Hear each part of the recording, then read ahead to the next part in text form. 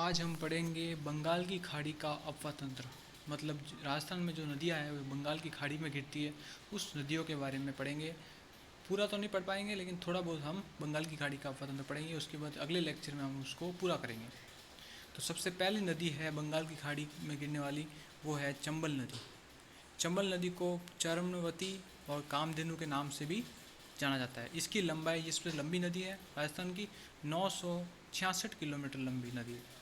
इसका उद्गम होता है जनापाव की पहाड़ी महू मध्य प्रदेश से इसका उद्गम होता है, और राज्य में ये प्रवेश करती है भैंसरोडगढ़ चित्तौड़गढ़ में प्रवेश करती है, जहाँ चित्तौड़गढ़ में चूलिया जलप्रपात बना हुआ है। कौन सा जलप्रपात बना हुआ है? चूलिया जलप्रपात। बहाव क्षेत्र कहाँ का है इसका? चित्तौड़गढ़।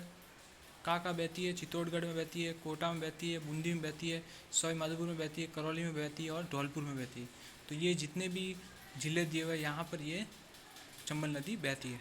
नित्यवाही, नित्यवाही मतलब लगातार बहने वाली, मतलब कभी भी इसमें पानी खाली नहीं होता है। तो राज्य की एकमात्र नित्यवाही नदी कौन सी है? वो है चंबल। राज्य की सबसे लंबी भी चंबल।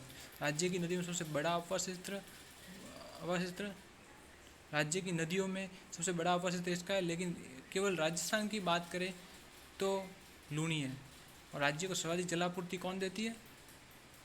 जल चंबल नदी देती है। बांध, इस पर कई सारे बांध भी बने हैं जिसके द्वारा सिंचाई की जाती है, विद्युत उत्पन्न की जाती है आदि का। तो एक बांध है गांधी सागर बांध। गांधी सागर बांध जो मध्य प्रदेश में बना हुआ है, क्योंकि चंबल नदी मध्य प्रदेश से निकलती है। राणा प्रताप सागर बांध जो चित्तौड़गढ़ में है, और जवाहर सागर बांध जो कोटा है, और एक है कोटा बैराज। ये सारे बांध बने हुए। इसकी सहायक नदियाँ हैं पार्वती, कालीसिंध, बनास, बामणी, नेवज, आलनिया, कुराल, मेज, कूनू, परवन, आहू और चाकण। ये इसकी सहायक नदियाँ हैं। मतलब ये नदियाँ आके इसमें मिलती है। राज्य में लंबाई, राज्य में 153 किलोमीटर, राजस्थान मध्य प्रदेश की सीमा पर 241 किलोमीटर बनाती है। इसका विलय इटावा उत्तर प्रदेश में के पास यमुना नदी में हो जाता है। इसका विलय इटावा उत्तर प्रदेश में, इटावा जो जिला है उसके पास यमुना नदी में इसका विलय हो जाता है। मतलब ये कहाँ जाके मिलती है? यमुना में मिलती है, फिर यमुना आगे जाके बंगाल की खाड़ी, इसलिए इसको कहते हैं बंगाल की खाड़ी में अफवाह तंत्र में आती है। उसके बाद आती है पार्वती नदी। कौन सी नदी आती है? पार्वती नदी।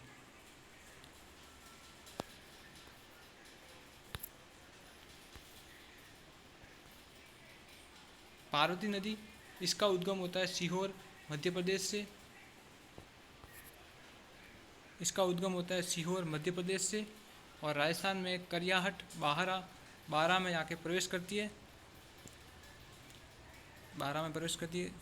सहायक नदियाँ हैं कुल, लासी, बरनी, बैथली, रेतड़ी और विलास। ये इसकी सहायक नदियाँ हैं। तो ये भी कुल मिला के कहाँ पे? चंबल में जाके मिल जाती है पार्वती नदी, क्योंकि पार्वती नदी किसकी सहायक नदी है? चंबल नदी की सहायक नदी है। और आगे जाके चंबल कहाँ मिलती है? यमुना में मिलती है, और यमुना आगे जाती है बंगाल की खाड़ी में। फिर है कालीसिंध नदी। कालीसिंध नदी उद्गम होता है बांगली गांव, देवास मध्य प्रदेश। देवास यानी मध्य प्रदेश से इसका उद्गम होता है, और उसकी सहायक नदी है आहू, परवन, निमाज और धार। आहू, परवन, निमाज और धार। इसका विलय झालावाड़ में रायपुर के निकट प्रवेश कर राजस्थान में 145 किलोमीटर बहाकर नानेरा कोटा में चंबल में मिल जाती है। ये भी कहाँ मिलती है? कालीसिंध नदी भी चंबल में मिल जाती है। कहाँ पे? झालावाड़ के निकट, रायपुर के निकट। फिर है बामणी नदी। बामणी नदी, इसका उद्गम हरिपुरा की पहाड़ियाँ चित्तौड़गढ़ से होता है। कहाँ से होता है? हरिपुरा की पहाड़ियाँ है चित्तौड़गढ़, वहाँ से होता है। और इसका विलय होता है भैंसरोडगढ़ के पास, चंबल में विलय हो जाता है। भैंसरोडगढ़ के पास चंबल नदी है, यहाँ पर इसका विलय हो जाता है। और अंतिम नदी है, अंतिम मतलब पाँचवीं जो नदी है आहू नदी।